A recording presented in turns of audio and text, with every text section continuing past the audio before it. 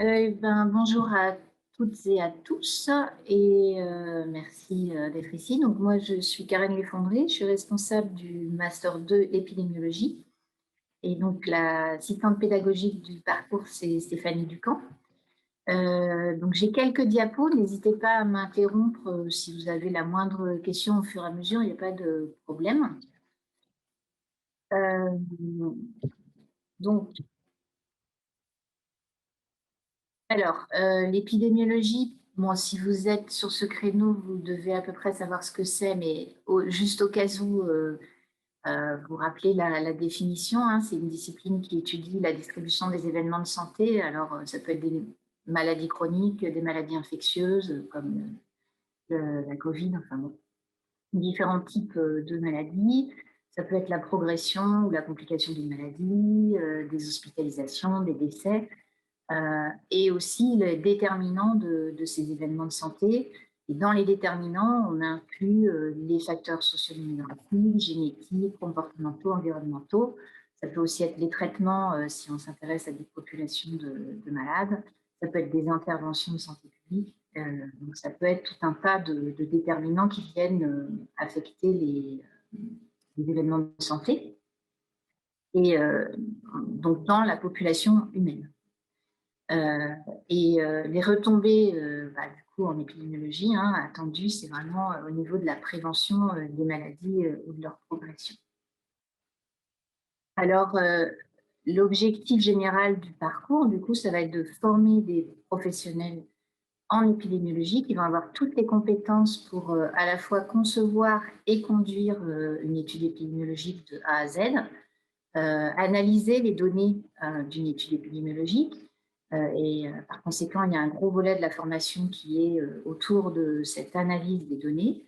Et puis aussi de communiquer, savoir communiquer les résultats à différents types de publics, que ce soit des publics de spécialistes ou de grand public. Et ça, dans les domaines alors, de la santé des populations en général, de la surveillance en épidémiologie ou de la recherche clinique aussi. Alors, au niveau du devenir des diplômés, le taux d'insertion dans ce parcours, il est très bon comme dans les autres parcours, hein. On a à 6 mois, par exemple, sur la promo 2017, un taux d'insertion à 92%, sachant que c'est des pourcentages évidemment à prendre avec précaution parce qu'on n'a jamais des promos d'une centaine de personnes, hein. On a plutôt des promos d'une vingtaine de personnes, donc évidemment, une personne va faire bouger ce pourcentage-là. Mais bon, en général, on est toujours autour de 90%. Et les emplois qu'on peut avoir directement après le master, donc il y a des postes, donc sans thèse, hein, je parlerai de la poursuite de thèse après, mais donc sans thèse, on a des postes d'ingénieur d'études, de chef de projet, de coordinateur d'expertise scientifique dans différentes instances au niveau académique, donc dans des unités de recherche INSERM, dans les universités, les hôpitaux. On a aussi pas mal de débouchés dans les organismes de surveillance, et notamment Santé publique France, et puis les antennes de Santé publique France en région, qu'on appelait avant les CIR, les agences régionales de santé, et puis aussi les organismes qui gèrent différents domaines au niveau national, par exemple l'Institut national sur le cancer qui va gérer tous les programmes de recherche sur le cancer et leur financement, etc. L'ANSEF, enfin bon, bref, la NSM, on a aussi des débouchés dans les ONG et un peu dans le privé, mais pas beaucoup, hein, l'essentiel étant débouchés dans le public. Donc, dans le privé, on va retrouver des emplois au niveau de l'industrie pharmaceutique et des sociétés prestataires de services pour les entreprises de la santé. Mais c'est quand même pas le gros des débouchés. Voilà. Ensuite, il y a quand même une part assez importante de la promotion qui poursuit en thèse. Alors, ça peut être en thèse tout de suite après le master ou éventuellement l'année d'après ou 2 ans après ou même quelques années après. Il n'y a pas de nécessité à poursuivre en thèse tout de suite après le master, pour ceux qui voudraient éventuellement faire une thèse. Pour donner un ordre de grandeur, par exemple, sur la promo 2018-2019, il y en a 10 sur 24 qui se sont engagés dans une thèse après le master. Et puis, les débouchés après la thèse, ça va être, dans un premier temps, souvent, les gens font un postdoctorat avant de devenir enseignant-chercheur ou ingénieur de recherche dans les organismes de santé, ou peuvent être recrutés dans les mêmes organismes que sans thèse, mais au niveau doctorat. Donc, voilà. Alors, n'hésitez pas à m'interrompre si vous avez des questions au fur et à mesure. Euh, je répète. Donc, les conditions d'admission pour le rentrer au M2EPI, donc je ne sais pas là où vous en êtes tous, mais il faut avoir un master 1 validé, bien sûr. Et il y a des prérequis importants en épidémiologie et en biostatistique. Donc, soit vous faites le M1 de santé publique ici à l'ESPED, et puis dans ce cas, vous avez tous ces prérequis, ou vous pouvez entrer directement dans le M2EPI en ayant à la fois validé un M1 et puis ces prérequis d'épidémio et biostat, donc notamment au travers de nos 2 DU, donc le DU méthode et pratique en épidémio, et le DU statistique en santé. Ça veut dire qu'il faut avoir les 2 DU. Ça, c'est un minimum pour pouvoir rentrer directement au M2. Ça va? C'est clair? Je continue. Alors, juste pour vous donner une idée là aussi de la composition des promotions du M2EPI, donc déjà, c'est un M2 qui existe depuis plus de 25 ans et chaque année, on a entre 20 et 30 personnes qui sont sélectionnées sur une centaine de candidats, compris notre M1 plus des gens qui viennent de l'extérieur. Donc, on a à peu près 60% des gens qui viennent de notre M1 et donc, du coup, forcément 40% qui viennent de l'extérieur. Donc, par exemple, dans la promo de l'année dernière où ils étaient 30, il y avait 18 M1 et puis dans ceux qui accrochaient directement au M2, on avait 10 médecins, un pharmacien et un ingénieur d'école d'ingénieur. Donc, cette année, ils sont 22, il y a 10 anciens M1, 12 de l'extérieur, dont 3 pharmaciens et 9 médecins. C'est pour donner un ordre de grandeur des promotions. Donc, on a des promotions assez variées en termes de profil parce qu'en plus, nos M1, ceux qui viennent du M1, proviennent de profils aussi différents. On a des bio, des malades, des infirmiers, des sages-femmes. On a vraiment un profil très, très varié, ce qui donne des échanges très riches tout au long de l'année.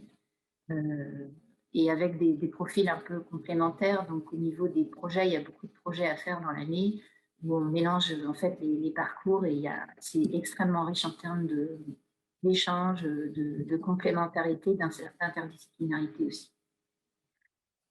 Voilà.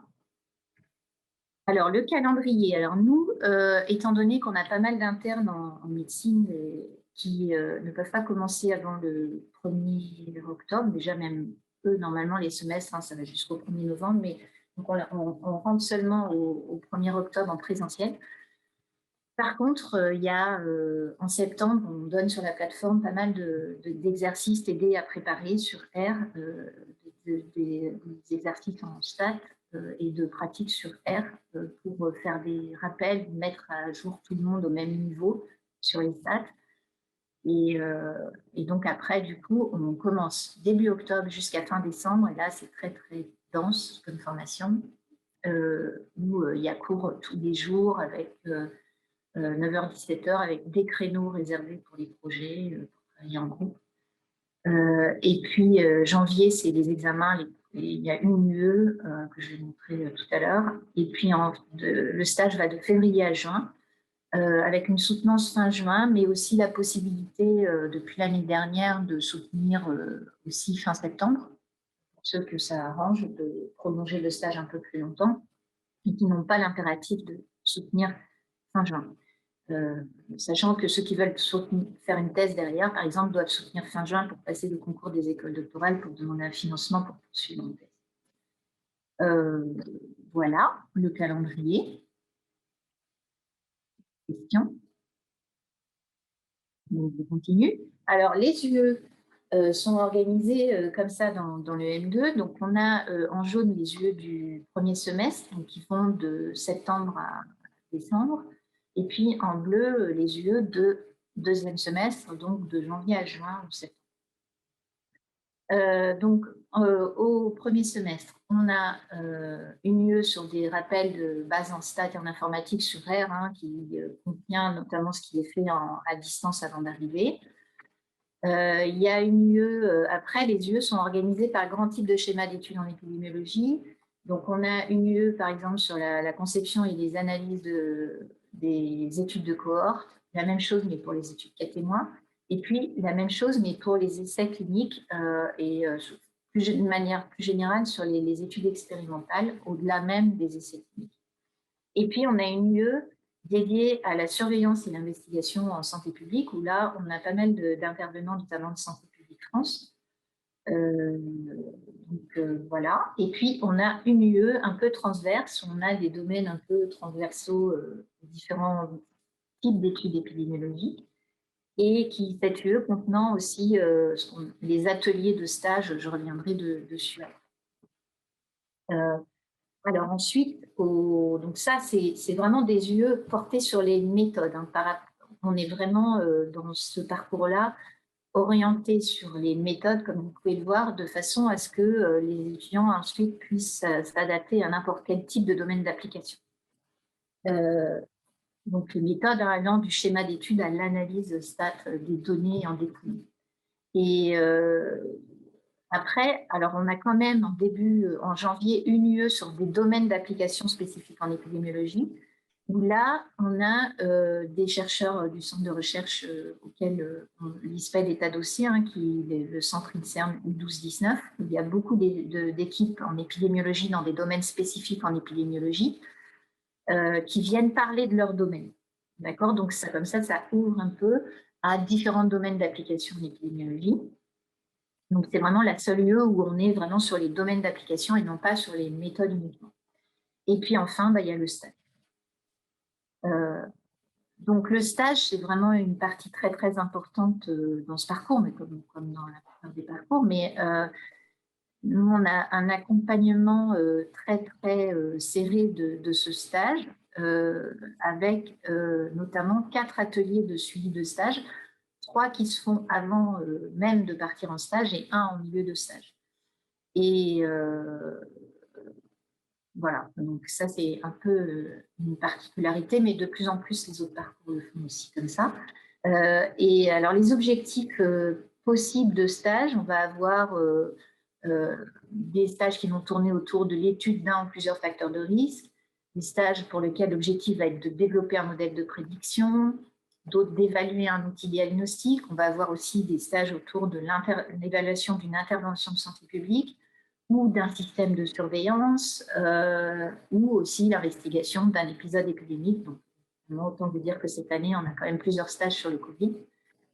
Voilà.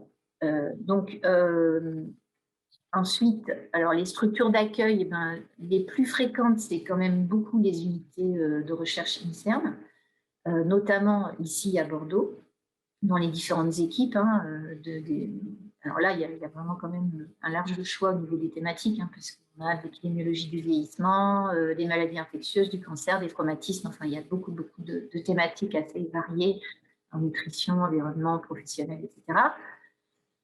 Donc, il y a d'autres unités INSERM, hein, pas seulement à Bordeaux. Il y a des stages régulièrement avec Juifs à Paris et à Marseille. Et puis, on a des stages aussi beaucoup plus de terrain à Santé publique France, et notamment au siège ou dans les différentes cellules en région, donc en Aquitaine, bien sûr, mais aussi dans d'autres cellules comme en Occitanie ou aux Antilles. Et puis, il y a des stages à l'étranger, avec notamment, on a un partenariat très fort avec un institut au Québec, qui est à Montréal. Et puis, il y a des stages régulièrement dans d'autres unités au Canada ou dans d'autres pays. Donc, après, ça, c'est juste je vais finir là-dessus pour laisser le temps de la discussion, mais il y a différents types de sujets de stage. Hein, c'est très, très, très varié. Donc là, j'ai juste donné quelques exemples sur vraiment différents contextes. On a, par exemple, des stages autour de facteurs environnementaux et là, issus de grossesse, donc avec soit des stages autour de la pollution, mais ça peut être d'autres types de facteurs environnementaux. On a des choses dans le domaine alors, dans différents types de populations, on peut avoir des jeunes comme des étudiants. On a pas mal de stages sur la cohorte iShare qui porte sur la santé des étudiants, mais on a aussi beaucoup de stages sur les personnes âgées, puisqu'on a des grosses cohortes ici à Bordeaux sur les personnes âgées. Bref, enfin, on a tout un tas à la fois de populations, de maladies, qui peuvent être des maladies chroniques ou des maladies infectieuses, et puis des déterminants qui peuvent être de toutes sortes, qui peuvent aller du Un médicament peu violet. à... Et donc voilà, on a tout un tas de domaines, comme vous pouvez le voir, même au niveau des déterminants qui peuvent être génétiques, sociaux, environnementaux ou d'intervention. Voilà. Alors, je vais m'arrêter là pour laisser le temps aux questions.